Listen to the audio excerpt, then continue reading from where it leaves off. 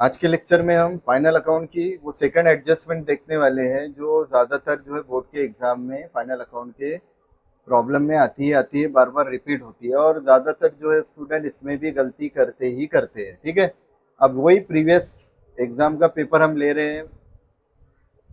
2025 में भी सेम आया है, 24 में भी सेम आया, तो यही पेपर हम लेने वाले हैं और ये पेपर में वो एडजस्टमेंट अभी देखने वाले हैं जो हर बार जो है आती जाती है और कंपलसरी है। तो अगर आपने वो कर लिया तो कई मार्क्स जो है आपके और सिक्योर हो जाएंगे। तो चलिए वो कौन सी एडजस्टमेंट है, वो है डिप्रिसिएशन। तो ये क्वेश्चन में डिप्रिसिएशन की ट्रीटमेंट कैसी है और आगे आपको कैसे लेना है वो सब हम इसमें देखने वाले हैं। तो चलिए आपको करना क्या, अगर डिप्रिसिएशन की एडजस्टमेंट आई तो आपको पहला काम क्या करना। तो डिप्रिसिएशन देखिए सबसे पहले तो किस पे लगता है, फिक्स एसेट पे। और डिप्रिसिएशन से क्या होता है, एसेट की वैल्यू कम होती है तो ये एसेट में से माइनस होता है इसलिए, और डिप्रिसिएशन से एसेट की वैल्यू कम हो रही है तो it is treated as expenditure. Expenditure का अकाउंट डेबिट होता है इसलिए वो प्रॉफिट एंड लॉस के डेबिट में भी आता है। तो यहाँ कैसा है, किस पे क्या है, अब देखिए सबसे पहले लिखा है depreciate on land and building. तो सबसे पहले एसेट में आप क्या करेंगे, एसेट में हम लिख लेंगे लैंड एंड बिल्डिंग। ठीक है, तो लैंड एंड बिल्डिंग यहाँ कितना है देखिए 1 लाख, और नीचे कुछ एडजस्टमेंट भी दी।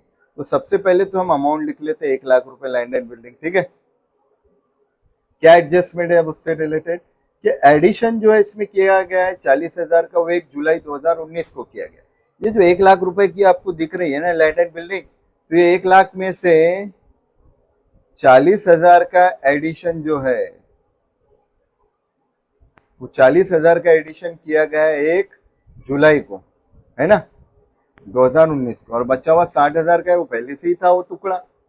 तो जो पहले से ही है उस पर तो 12-12 महीने का डिप्रिसिएशन लगेगा, लेकिन जिस पे आप एडिशन कर रहे हैं तो जिस तारीख को एडिशन हो रहा है या खरीद रहे हैं वो तारीख से उस पर डिप्रिसिएशन लगता है। तो ये 40,000 के टुकड़े पे डिप्रिसिएशन लगेगा 1 जुलाई से। कब से, 1 जुलाई से। तो कितना होता है, जुलाई से आप गिने तो 9 महीने होते हैं मार्च तक, यानी 40,000 पे 10% तो लगेगा, लेकिन कितने महीने का लगेगा, 9 मंथ का।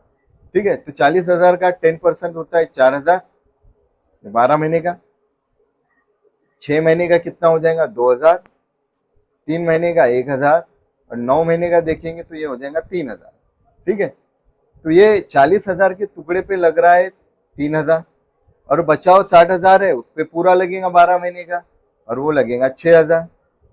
तो यहाँ लग रहा है 3 और यहाँ लग रहा है 6, इस तरह टोटल डिप्रिसिएशन हो रहा है 9,000। तो इसमें से क्या करेंगे, हम सबसे पहले माइनस कर देंगे डिप्रिसिएशन। ठीक है, क्या माइनस करेंगे, डिप्रिसिएशन।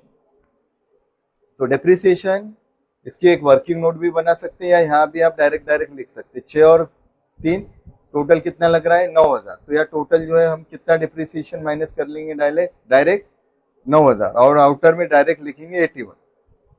आप इस तरह भी लिख सकते 40,000 पे जो है 3,000 और 60,000 पे ये इस तरह, लेकिन इस जो है टोटल मिला के भी लिखे तो कोई मार्क्स आपके कटने वाले नहीं। अब दूसरी एंट्री P1 में आएगी, क्या नाम से,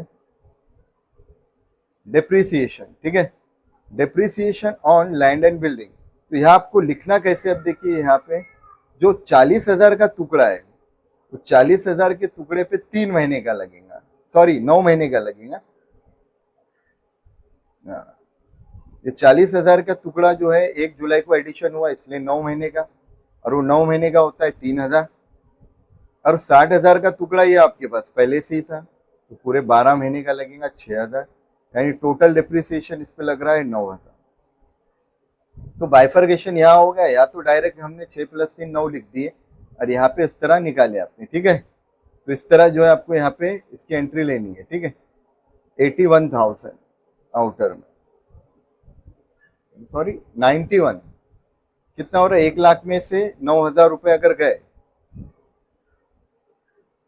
तो 91 आएगा, सॉरी 81 नहीं 91, 91 + 9 1 लाख। ठीक है, तो ये हो गया लैंड एंड बिल्डिंग। और दूसरा हमारा जो है फर्नीचर है, तो फर्नीचर का भी हम वैसे ही करेंगे।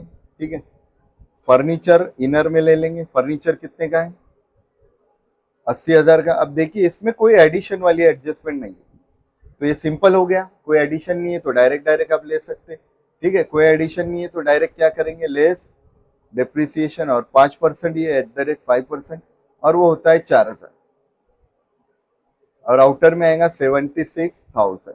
और दूसरे एंट्री इसकी अब यहाँ आएंगी 2, क्या नाम से, depreciation on furniture, depreciation on furniture 4000। तो डियर स्टूडेंट, अगर किसी तरह का कोई एडिशन दिया है ना, वाली एडजस्टमेंट है, वो एडिशन और उसकी डेट क्यों देता है, ताकि आप डेप्रिसिएशन वो एडिशन की डेट से ले, ठीक है। तो ये सिर्फ एडिशन वाली एडजस्टमेंट डेप्रिसिएशन के लिए है। तो आपको यहाँ पे इसी तरह कैलकुलेशन करना है और ध्यान देना है कि डेप्रिसिएशन हम किस तरह निकालेंगे।